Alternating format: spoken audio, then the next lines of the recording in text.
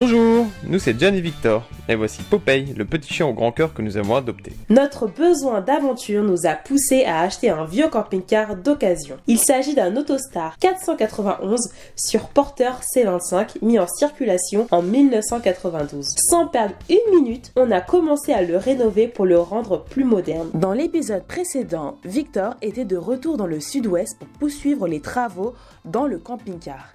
Il a notamment démonté le chauffage et la chaudière originale de notre vieux Autostar 491 de 1992. Dans cette vidéo, il s'attaque à l'arrière du camping-car. Là on est à l'arrière du camping-car, en dessous, je vais vous montrer l'état actuel des choses. C'est donc tout ça qu'on voudrait changer au moins sur cette partie-là, sur tout le long. Nous souhaitons remplacer le plancher arrière du véhicule. Comme vous le voyez, il est endommagé. J'ai été rejoint par le papa. Coucou. Alors on a commencé à démonter le pare-choc. Le phare est un peu parti en lambeaux. Le pare-choc est maintenu à l'aide de plusieurs rivets sur toute la longueur de l'arrière du camping-car. Pour les enlever, Victor utilise la perceuse électrique qu'il insère dans l'orifice du rivet. Facile.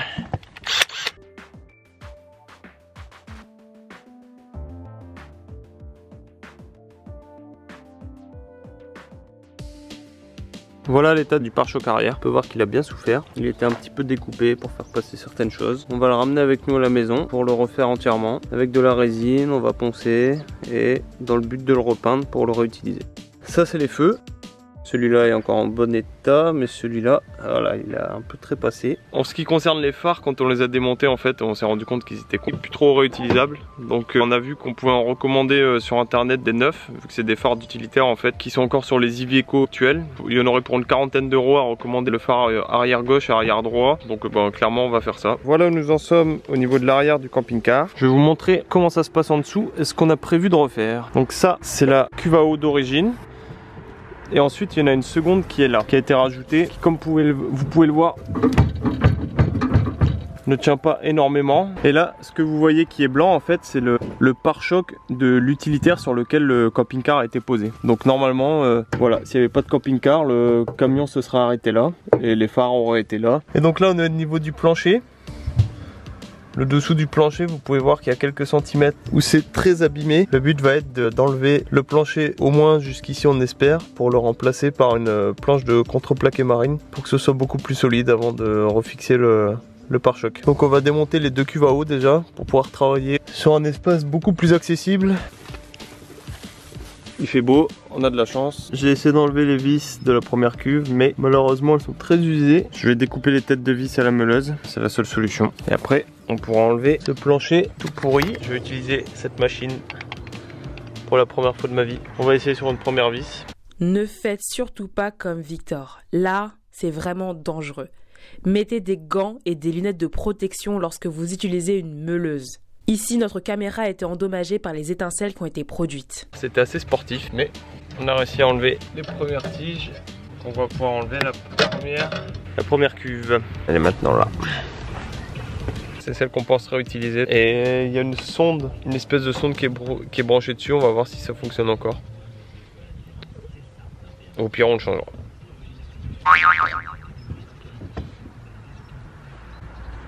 Les choses tombent. J'ai réussi à descendre la deuxième cuve, maintenant elle est plus attachée uniquement par les petits câbles électriques qui sont là en fait, qui sont les sondes de niveau je pense. Voici les deux cuves à eau grise. Avec une scie circulaire, on procède maintenant au découpage de la partie du plancher la plus abîmée, celle qu'on souhaite remplacer par du contreplaqué marine.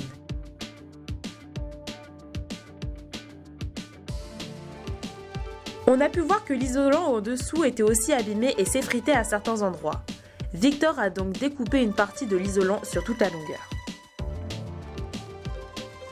Donc en fait il va y avoir une planche de cette épaisseur là qui va aller là et qui va aller à l'intérieur de ça pour venir comme ça. Et ensuite on va mettre une planche de la même épaisseur que celle-ci au-dessus là. C'est un peu compliqué, surtout qu'on n'avait pas forcément prévu de faire tout ça. De base on voulait juste enlever le pare-choc, le refaire et le remettre. Rien ne se passe comme prévu. Alors on a déplié le porte-vélo. Son mode de fixation ne nous plaît pas. Donc il y a les sangles là qui sont là, qui commencent à être très usées, avec la vis rouillée. En fait que là-haut il y a un peu de jeu. On va essayer de le démonter pour regarder ce qui va pas, le réparer. On a démonté le porte-vélo. Regardez notre belle arrière maintenant. Waouh. Réveil très matinal ce matin. Il fait encore noir, il est 7 h, on est prêt, on va partir direction Leroy Merlin parce qu'on a pas mal de matériel à acheter pour les travaux qu'on va faire aujourd'hui. Et puis on va surtout faire les parties des découpes sur place, comme on avait fait pour le plan de travail de la cuisine. On est de retour dans Leroy Merlin, on est assez content parce qu'on a finalement réussi à tout trouver. Donc on a fait faire les découpes sur place, les différents morceaux de bois dont on a besoin. Ensuite on va recouvrir tout ça avec de la peinture bitumeuse pour que ce soit bien solide et imperméable. Alors nous y voilà, on a le premier morceau de bois. On va positionner ici. Il s'agit de l'endroit où se situait la partie de l'isolant qu'on a retiré. On découpe plus précisément le tasseau, puis on le recouvre de résine bitumeuse noire. On place maintenant le tasseau à l'arrière du camping-car. On l'enfonce bien à l'aide d'un marteau. Alors on a fixé le morceau de bois avec la partie plastique de l'arrière. Donc regardez les vis qui tenaient avant, qu'on a enlevé. On a décidé de mettre ça à la place. C'est des vis inox, elles sont plus longues, plus larges et puis surtout inoxydables. Alors on recouvre le tout de résine bitumeuse. Comme ça. Comme ça. C'est garanti 40 ans. C'est garanti 40 ans. On laisse maintenant sécher quelques heures. Maintenant, on passe à la planche de contreplaqué marine qui va venir recouvrir l'ensemble. Comme à chaque fois, on applique la résine bitumeuse sur la face avant. On place ensuite la planche à l'arrière du camping-car. On fixe la planche avec des vis en inox.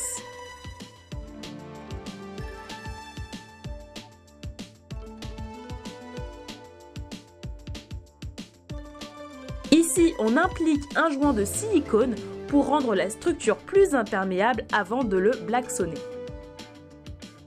On dépose enfin du Saint-Ofer Black. Il permet de protéger le dessous des carrosseries contre la rouille, la corrosion, le sel et les gravillons. Et voilà le résultat. Le plancher arrière du camping-car est réparé. Il faut savoir que le plancher arrière des vieux camping-cars est une zone souvent très abîmée. Et c'était un des points qui était marqué sur le contrôle technique, que le plancher arrière était un peu endommagé. Donc maintenant, bah voilà, j'ai hâte de le refaire passer au contrôle technique pour voir s'ils vont nous redire la même chose ou pas. Au moins, on a un arrière solide.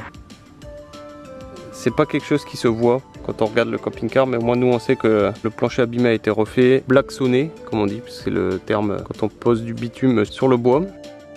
On a des petits trous dans la carrosserie, donc on va utiliser ça, du mastic polyester pour reboucher tout ça.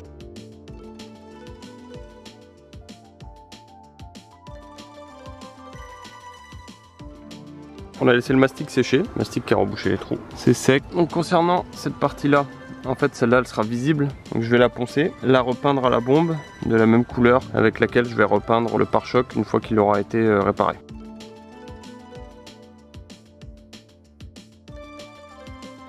Ni vu ni connu.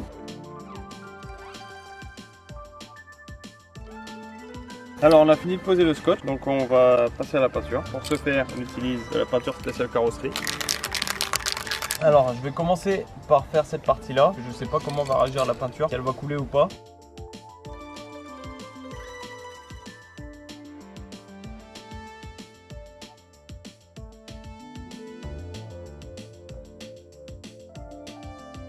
Moi je mettrai une deuxième couche. C'est quoi le conseil? Le conseil, I'll speak in French for the moment. Après la peinture est mise, jamais fait le retour en un sens et après le sens.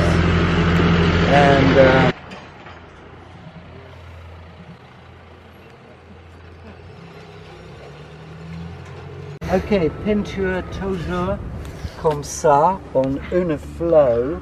Ok. Après ça, si tu mises deux, tu vois là par exemple, tu peux miser la main, tu avais la réflexion de la main et quand tu vois les clés dans la main, dans la réflexion, tu sais que les couches est bon. Ok. Donc c'est bien. Moi je trouve c'est bon. Je pense qu'on va quand même mettre une deuxième couche, on va laisser sécher un petit peu. C'est nécessaire je pense pour cacher les dernières petites imperfections qu'on voit. Et puis après avec la deuxième couche je pense que ce sera top. Donc l'arrière est terminé, on a mis la deuxième couche de peinture sur le petit bout qui va se voir ici, là, le petit bout en plastique. et le bas de l'échelle, franchement ça fait super. C'est la fin de cette vidéo où on s'occupe de l'arrière du camping-car. Un grand merci au père de Victor et à John, le voisin, de nous avoir aidés. Dans les prochains épisodes, vous verrez notamment la réparation du pare-choc et quelle cuvao grise nous avons décidé de garder. N'hésitez pas à nous donner votre avis en commentaire et dites bien à Victor qu'il vit trop dangereusement quand je ne suis pas là. N'hésitez pas à liker cette vidéo si elle vous a plu, à nous suivre sur Instagram et on se retrouve mercredi prochain à 18h30 pour un nouvel épisode de nos aventures. Salut!